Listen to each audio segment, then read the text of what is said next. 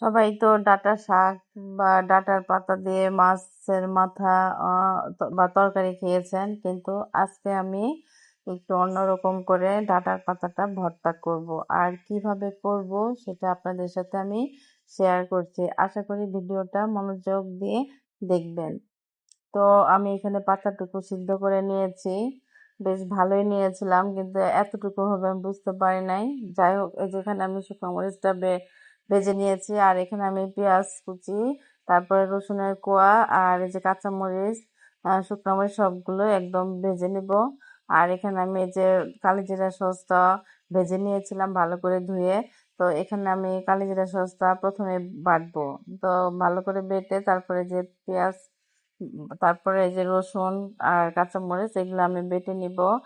আর অর্ধেক করব আমি, মানে অর্ধেক কালিজিরা সস ভর্তা করব শাক দিয়ে, মানে যে ডাঁটা শাক দিয়ে করব। আর অর্ধেক কালিজিরা ভর্তা এমনি থাকবে। মানে আপনারাও ট্রাই করে দেখতে পারেন। আর এটা খুব পুষ্টিকর খাবার, সবাই তো জানেনই।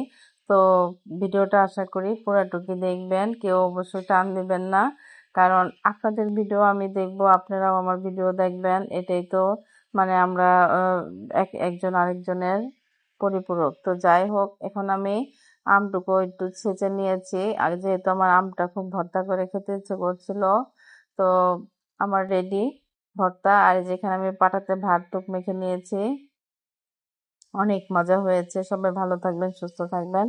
টাটা।